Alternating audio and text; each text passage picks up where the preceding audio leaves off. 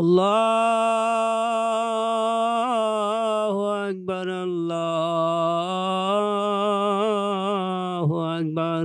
মাত্র কয়েক হাজার টাকা বেতনে টেনে হিস্ট্রে সংসারের ঘানি ঘোরাচ্ছেন দেশের অধিকাংশ ইমাম মুয়াজ্জিন। শত কষ্ট বুকে চেপে মুখে হাসি নিয়েও তবু ইমামরা বলেন আলহামদুলিল্লাহ। একটা ইমামের যে শান শওকত মান মর্যাদা এগুলো আমরা দিতে পারি না। সামান্য কিছু টাকা দেই, সে তাও তার পরিবারকে নিয়ে দুঃখ কষ্ট হবে তাও চলে, কিন্তু তারপরও তাকে যখন বলা হয় যে আপনি কিভাবে চলতেন, সে তাও বলে যে আলহামদুলিল্লাহ। অভাবের সংসারে কালো দুঃখের পাহাড়ে ভরা দেহখানি সাদা পোশাকে আবৃত করে রাখেন এদেশের শত শত ইমাম। কিভাবে এই ইমামদের সংসার চলে তা নিয়ে তেমন কাউকে ভাবতে দেখা যায় না। আবার দেখেও কিছু করতে না পেরে মন খারাপ করা মানুষের সংখ্যাও কম নয়। আমগরে মসজিদের ইমাম সাহেব এরা যে আমরা ৩,০০০ টাকা বেতন দেয়, মানে আমগরে মসজিদ থেকে, এই বেতনে যে কিভাবে চলে আমার মাথায় ধরে না, মানে আমি নিজেই হতাশ হয়ে যাই।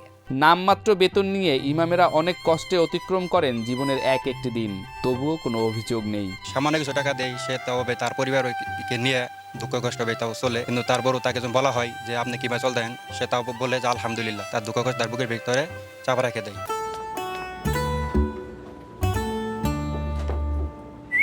এই ঈদে জুয়েলারি ক্লোদিং এ বিকাশ পেমেন্টে ডিসকাউন্ট।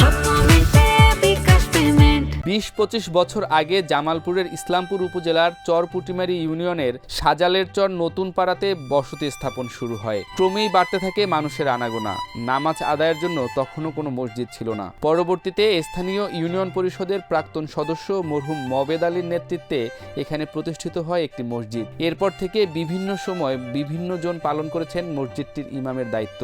আমরা এবার আইসা বাড়ি করছি চরের ভিতরে, আমরাও গরিব মানুষ, সবাই এলাকায় ঢাকা ঢুকে কাম করে খা, এরা সবাই আসলে গরিব লোক। এই এলাকার স্থানীয়দের আর্থিক অবস্থা তেমন ভালো নয়। মসজিদের জন্য প্রয়োজনীয় বাজেট না থাকায় আধুনিকতার ছোঁয়া তো লাগেইনি, বরং মসজিদটির ইমামকে ভালো বেতন দেওয়াও সম্ভব হয়ে ওঠে না এলাকাবাসীর পক্ষে। কারে বলবো বলে 10 টাকা দেন ইমানের বেতন দিন, এই 7 দিন নাই কারোরে বললে কেউ দেয় না। 1 বছর আগে মাত্র ৩,০০০ টাকা বেতনে এই এলাকার হাফেজ মোহাম্মদ জাবের হোসাইন মসজিদের ইমামের দায়িত্ব গ্রহণ করেন। নিজের শত কষ্টের মাঝেও স্বল্প হাদিয়া নিয়ে কোনো অভিযোগ নেই তার। সংসার জীবন কেমন চলছে জানতে চাইলে অকুণ্ঠ চিত্তে সৃষ্টিকর্তার নিকট শুকরিয়া প্রকাশ করে বলেন আলহামদুলিল্লাহ। আলহামদুলিল্লাহ, যেভাবে চলতেছে আলহামদুলিল্লাহ ভালোই চলতেছে। আপনারা জিজ্ঞেস করেন, কিন্তু এগুলা বলি আর কি লাভ। হাফেজ জাবের হোসাইন ওই এলাকার মৃত আবু সাইদ মোল্লার ছেলে। বাবা মারা যাবার পর মায়ের ইচ্ছা পূরণে ছোটবেলাতেই স্থানীয় মাদ্রাসার হিফজ বিভাগে ভর্তি হন তিনি। কোরআন হিফজ শেষ করে কিতাব বিভাগে অধ্যয়ন শুরু করেন জাবের হোসাইন। পরিবারের অভাব অনটনের কারণে মৌলভী পাশ করেই লেখাপড়া বাদ দিয়ে ধরেন সংসারের হাল। যখন দেখি যে সংসারের মধ্যে অনেক অভাব অনটন, তখন আর আমার লেখাপড়া আমার পক্ষে সম্ভব হয় না। তারপরে লেখাপড়া ছেড়ে দিয়ে আমি সংসারের হাল ধরি। 2 বোন, মা ও স্ত্রী রয়েছেন বাড়িতে। সংসারের খরচ জোগাড়ে ইমামতির পাশাপাশি গবাদি পশু পালন ও চাষাবাদের কাজ করেন তিনি। 2টা ভাই বোন, ভাই তো নাই, 2টা বোন আছে, মা আছে। এখন ওর সংসার কিভাবে চলে আমরাও দিতে পারি না। 2-3 হাজার টাকা মাসে বেতন দেই। সাধ্য থাকলেও সাধ্য নেই এখানকার মসজিদ কমিটির।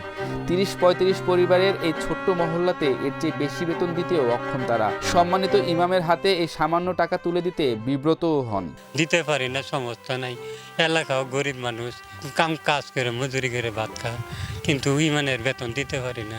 একটি সুনির্দিষ্ট বেতন কাঠামো নিশ্চিত করা সম্ভব হলে ইমামদের কষ্ট কিছুটা হলেও লাঘব হবে বলে মনে করছেন সচেতনদের অনেকেই।